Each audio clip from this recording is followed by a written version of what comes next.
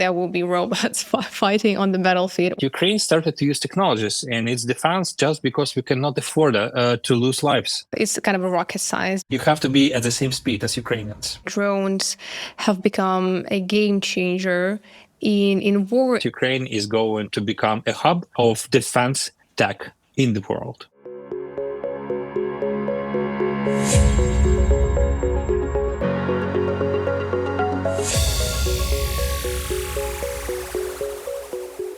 Hi, my name is Alina Hrytsenko. I'm an international relations analyst, and this is Talking Substance. Today, we're going to be talking to Valeriy Yakovenko, co-founder of DroneUA. We're going to be discussing robotics and technology in Ukraine.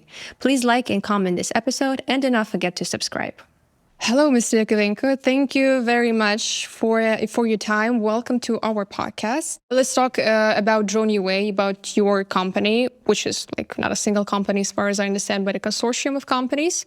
Let's talk me through, please. How did you come up with this idea, and how did you come up with this decision of switching your career from the medical path, so to speak, to technology and robotics, because that is a very interesting choice, in my opinion. I thank you very much for a possibility to be together with you today. So basically, DroneUA is a venture that appeared 10 years ago. We created this company, just being two of us, me and my co-founder, a partner, Frontlines. So 10 years ago, we started to create an innovational business in an industry that wasn't obvious to anyone, and it was a new stuff and absolutely new direction for the whole world. So, but before opening a DroneUA company, before opening several directions of our businesses, we were employed by different corporations as employees. I was employed at the start of the DroneUA as an employee of Bankisphere, and my partner was from the investments. But originally, yes, I'm a medical doctor, and shifting professions like I did, I believe this is an example what we have to be ready to use, to achieve, to be ready just to shift professions, because obtaining a high degree, it isn't important, but you have to be open always for something new. I started to dream to be a doctor, and I obtained the profession of surgeon. I had some practice even during my studies, and while finishing the university, I was already ready for administrative processes. So basically, I was involved in the medical processes of treatment of Ukrainian patients abroad, and I was responsible for administrative processing of really complex processes of doing international operations. With this experience, right after my finishing university, I started to work in different businesses. First of all, in insurance business, then I switched to banking. In all these directions, I helped to create new businesses for corporations. So it was always about some new processes, from international treatment to online banking, and with the vision that we have today in our smartphones. So that was created before, more than 10 years ago, by our team in Platinum Bank. But when we have started DroneUA business, we started it with the understanding that drones will be technologies of the future. And it was a little bit about our passion. So I switched the classic and really comfortable zone in 2013 to open a business that started to get first return of investments in 22nd of April 2014. So it is a little bit more than 10 years ago. So you mentioned that this field of robotics and drones was not obvious at the time. So I'm just wondering, what made you believe that drones were going to be the future of technology? What drew your attention to drone? Why drones? Because I do understand robotics and technology in surgery. Like, is it gonna be possible one day that robots are gonna provide especially difficult surgery operations? I do understand that, but why drones exactly? I'm not going to lie to you. Honestly speaking, it was one of several spheres that we were going to look at. It was just about innovation. So we decided to create a new company, a new business in 2013 when everybody understood that harsh times are on the horizon. So basically, understanding that it is a perfect time to start a new business, but it has not to be a classic one. We need to focus on new technologies that doesn't exist.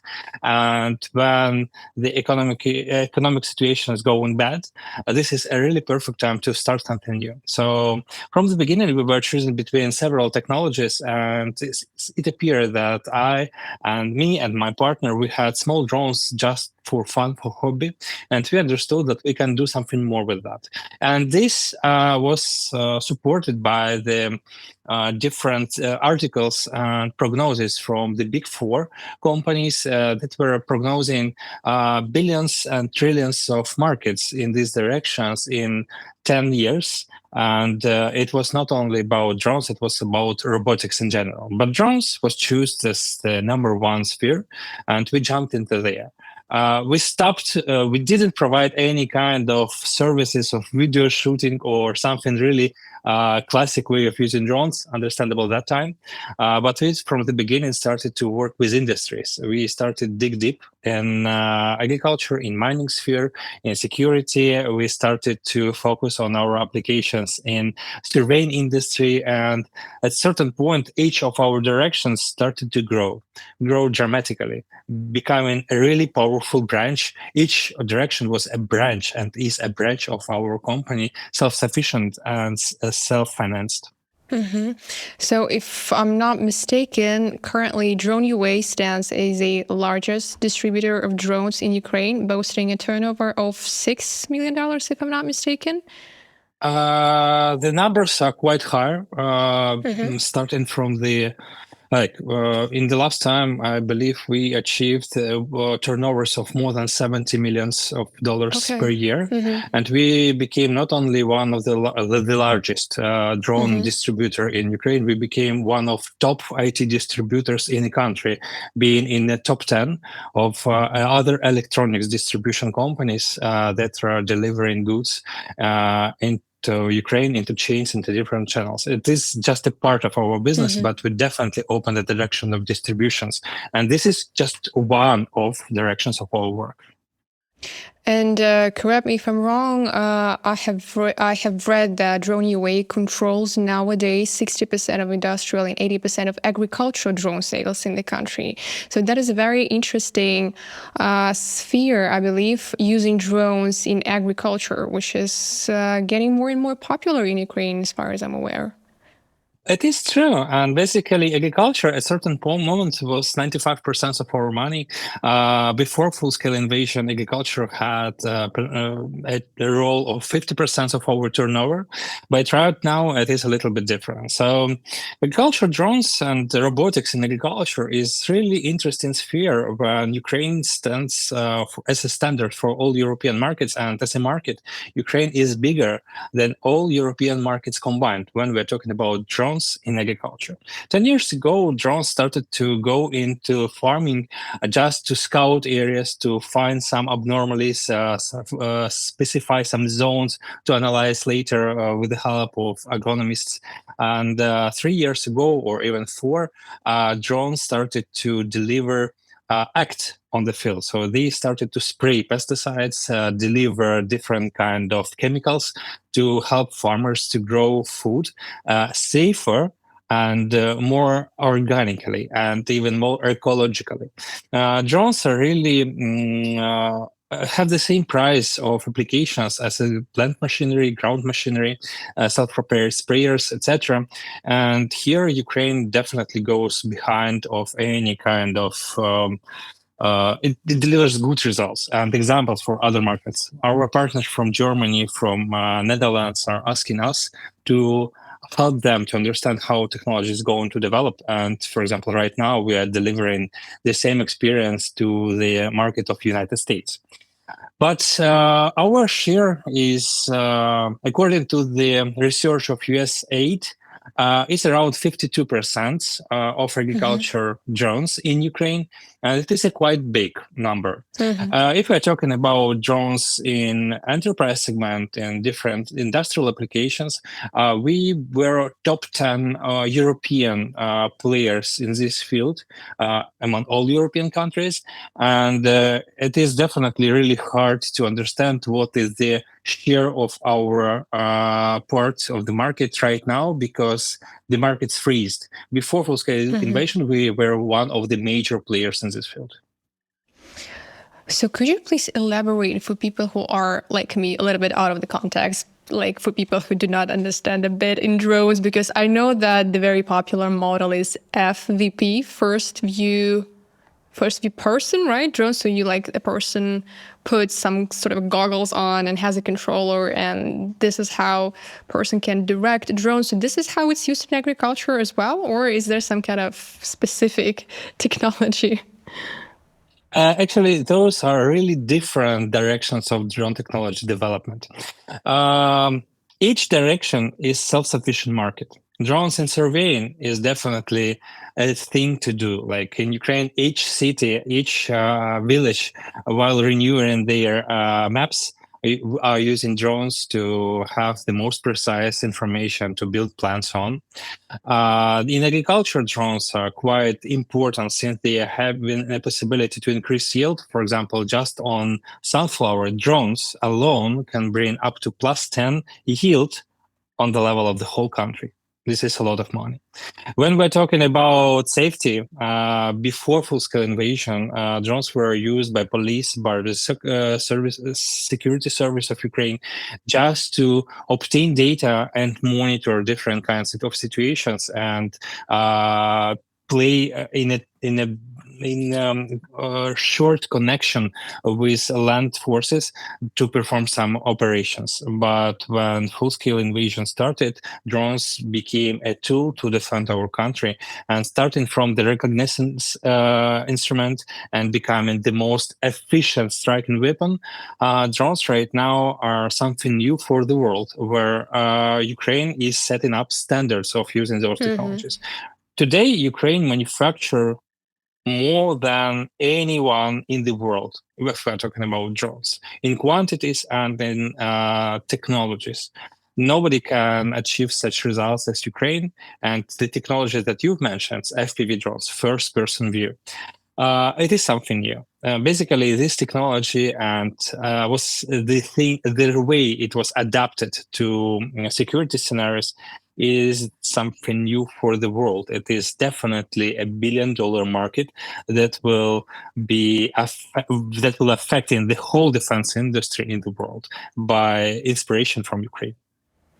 That actually sounds really impressive and huge, because everybody knows that Ukraine is an agricultural powerhouse, but it seems like we've got also technology to provide for the world, and it seems like this could be potentially a very interesting ground and fundament for us to collaborate and cooperate with other countries from the so-called global south, for example, especially with India or Indonesia and other countries who are also huge grain or rice exporters, for example.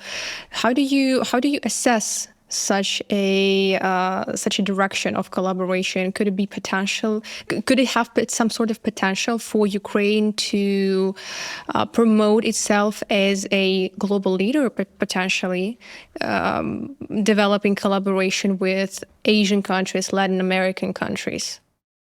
We have to divide the world in different stages of technologies adoption and development. Southeast Asia is one of the most advanced markets for drone industry, but with its own specialty. The medium average size of the field, the type of the farming segmentation, it is absolutely different from what we have in Europe or in the United States or in Latin America. So basically, Ukraine is in the same basket as North America, South America, and Europe. Southeast Asia is absolutely different if we are talking about technologies and about technological approach. Yeah, because they grow more rice, they need like different irrigation systems, I believe, right?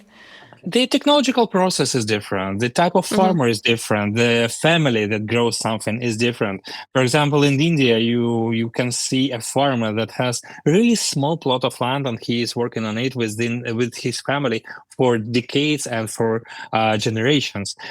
In Europe, you can see some larger fields. In United States, you can see even larger fields, and the biggest fields are in Ukraine. So when we're talking about scaling up technologies and making a shift from the land machinery and self-propelling sprayers and about classical agriculture aviation to drones industry and to robotics, Ukraine stands for standards. Yes, it is true. Ukraine is a global leader. Basically, before full-scale invasion, Ukraine became the fastest development market, the biggest market in the world for certain brands in robotics in agriculture. Today, we are among the top, but we are not the biggest. But everything will be changed when we will win the war. And right now, our target is to maintain all the experience that we have collected so far and to scale it up as soon as the situation will give us this possibility.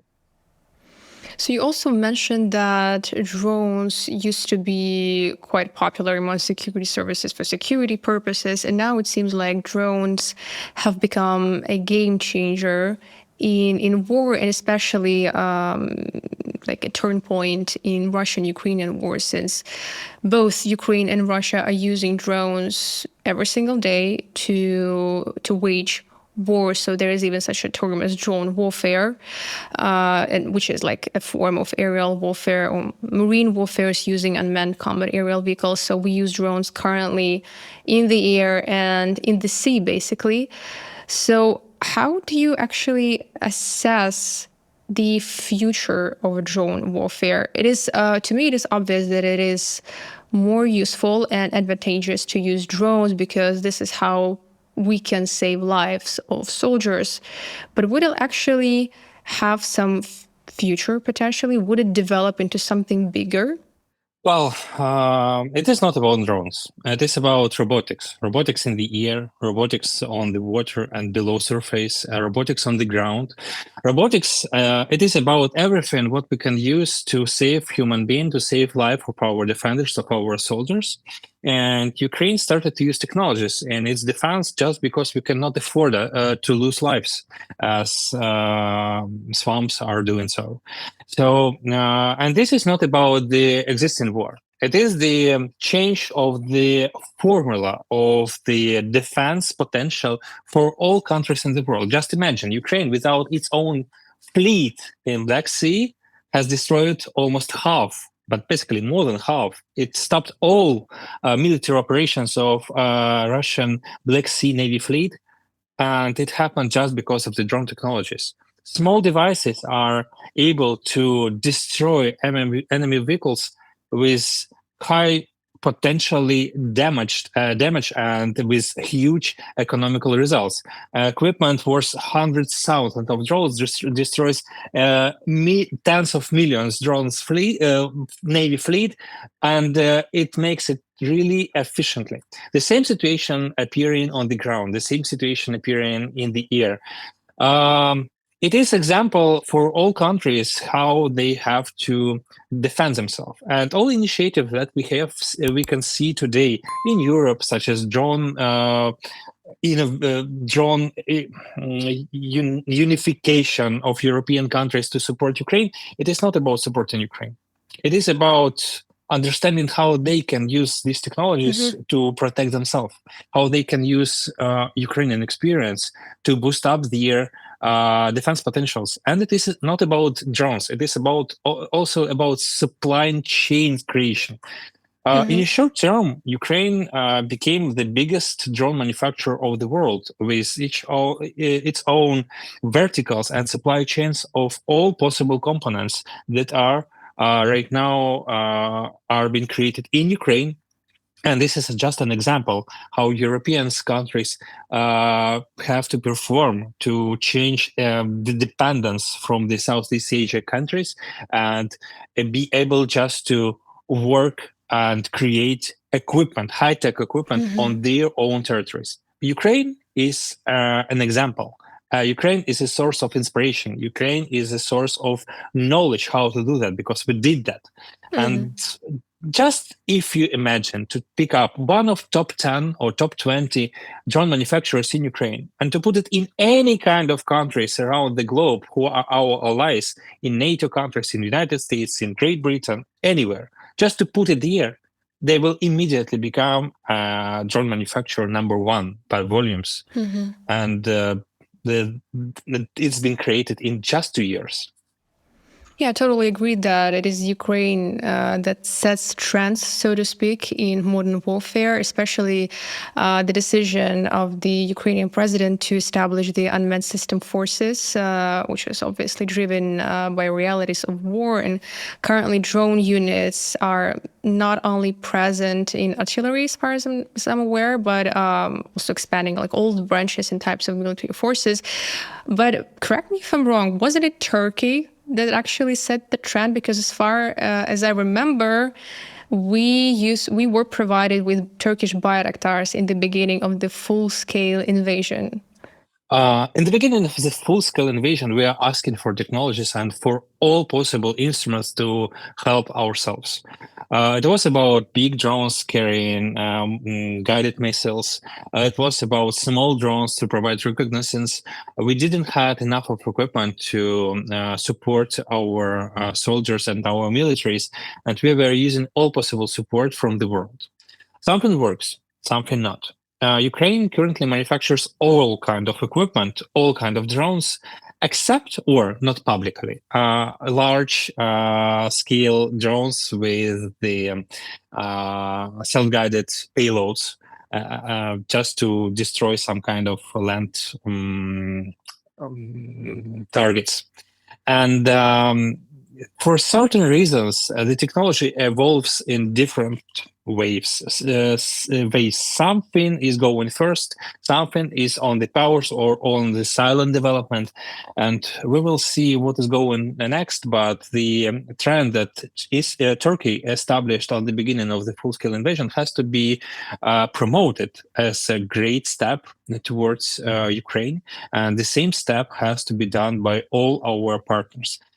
In Ukraine, you have today the most advanced ecosystem of engineers capable to create all possible and impossible robotics technologies. And having access to this ecosystem is an advantage that in different manufacturers, foreign manufacturers from the world, from the United States or Great Britain or even Turkey, they have to obtain benefits from it.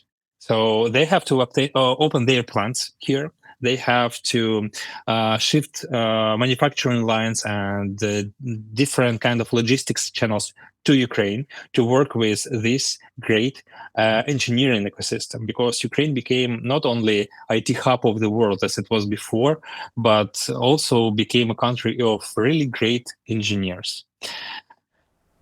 How do you assess the idea? Because I have observed a huge information campaign, I would say, of trying to draw people's attention to drone manufacturing and to motivate people, civilians, regular people, to create those FVP drones themselves, basically at home. And I have even come across different online courses how to create such a drone. To me, because it's kind of a rocket science, because I cannot even understand how an untrained person can actually create a drone, an FVP drone with his own hands, which could be potentially used in the battlefield, because to me it has its own risks and could potentially have negative effects.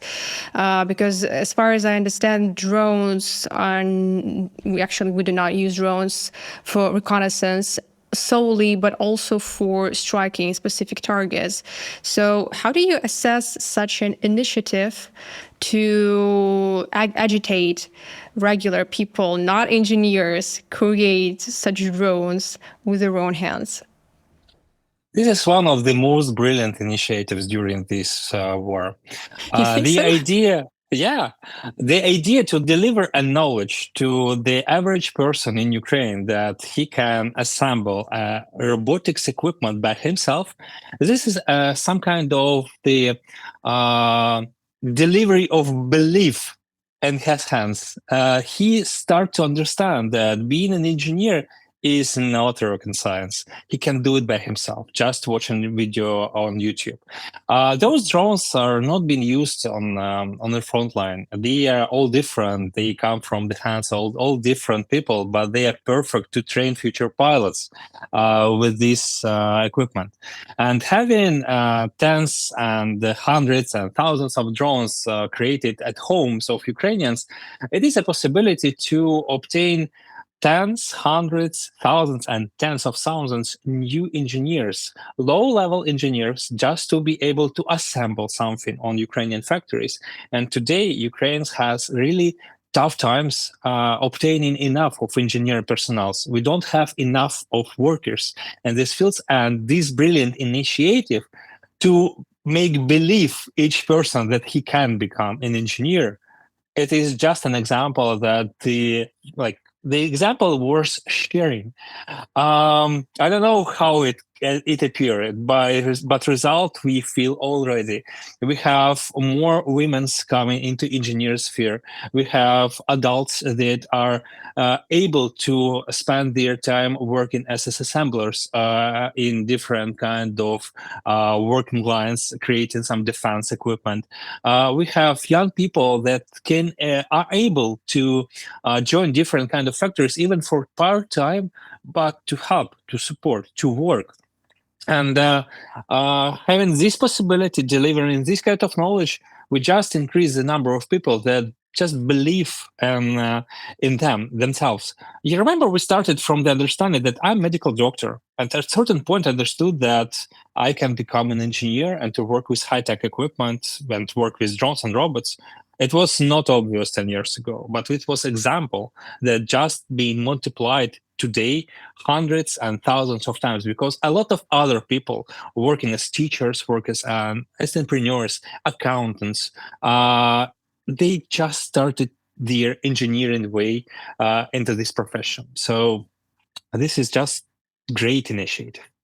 But doesn't it mean that this knowledge could potentially be used against us? Because if we here are providing different online courses for people without engineering experience and education to assemble drones, that also means that our key enemy, Russia, can also do the same. And that leads me to the thought that we also need some anti-drones robotics or anti-drones weaponry.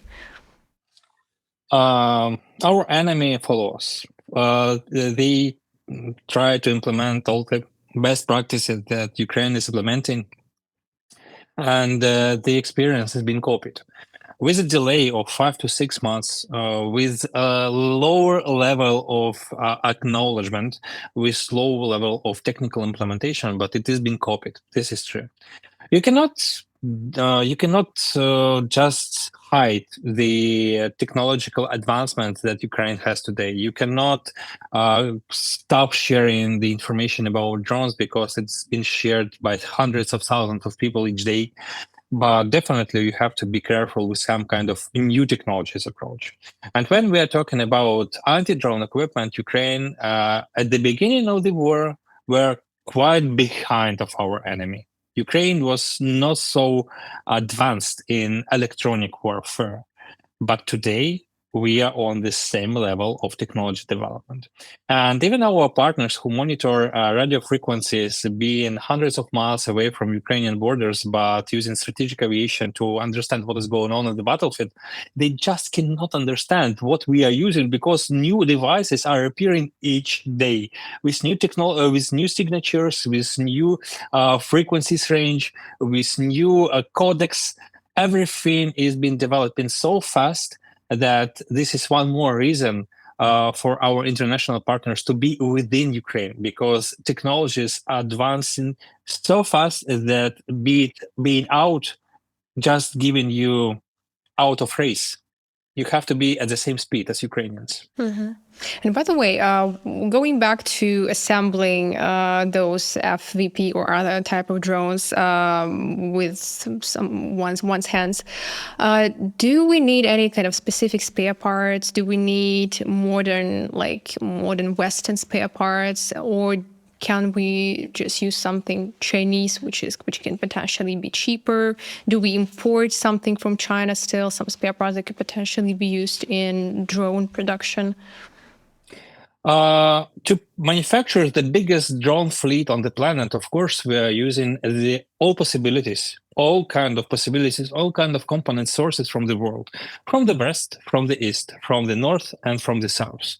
From everywhere, we are getting components, but the idea is to make all drones built in Ukraine from Ukrainian components. If you disassemble any kind of drone that is appearing on Ukrainian market today, you will find Ukrainian analog of each possible component. Even thermal vision cameras are starting to be deployed in Ukraine.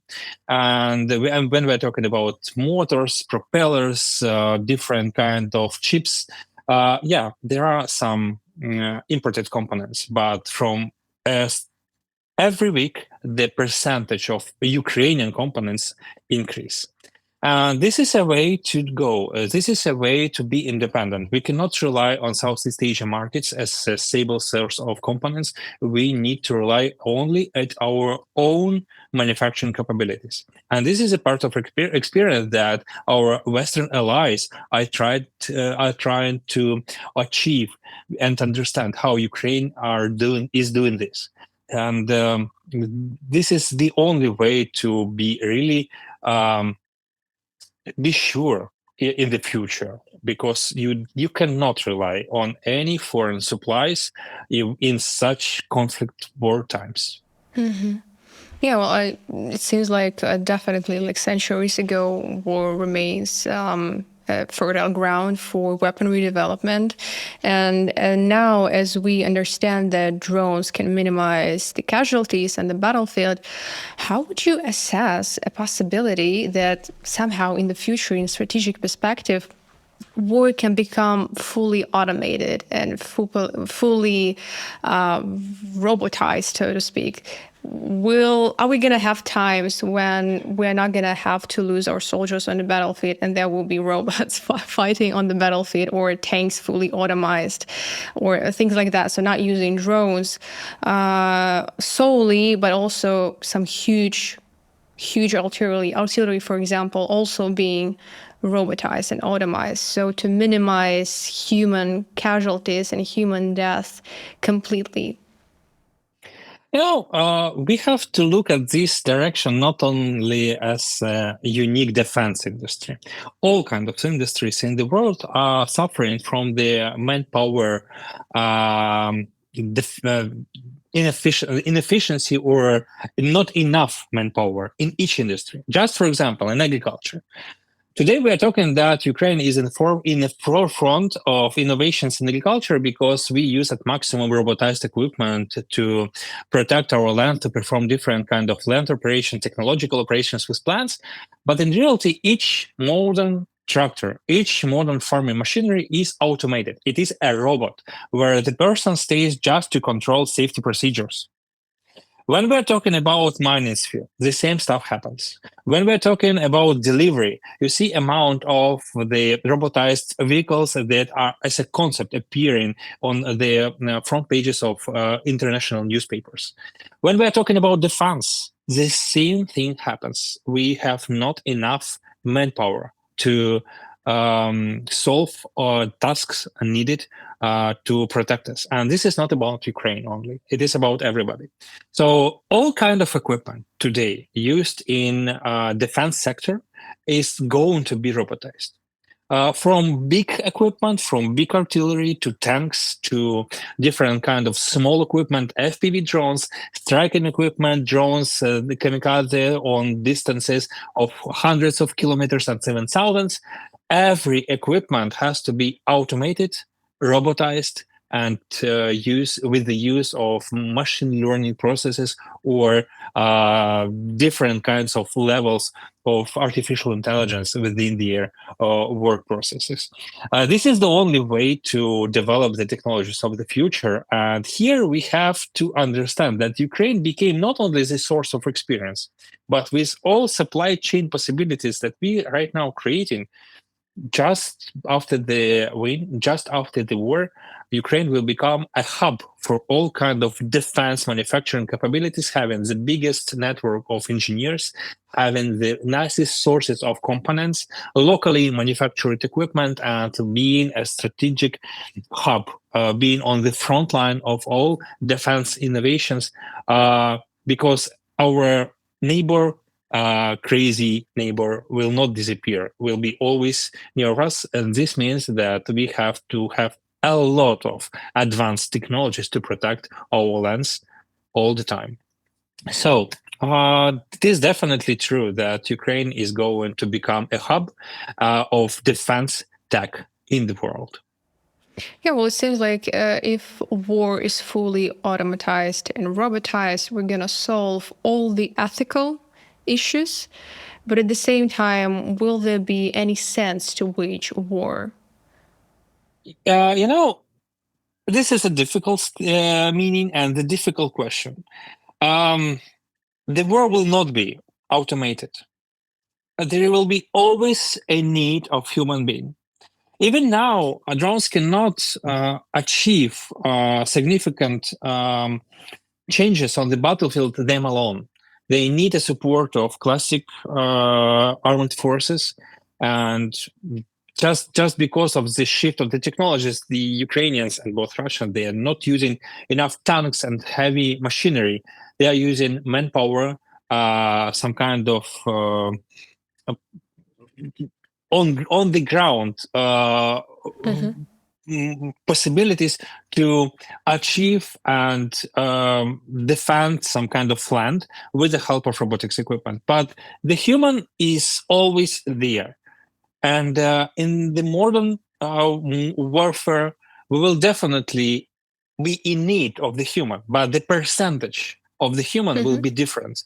Right now, we have hundreds, thousands of people to protect the borderline that we have. But with the use of automated equipment, with the use of not only robotics as a tools, but only as a data processing centers, we can protect with the one human being more territory, more resources. Each soldier can be much more efficient with the help of robotics, and it can work hundreds of non-high-tech soldiers if we're talking about development of robotics under manned control.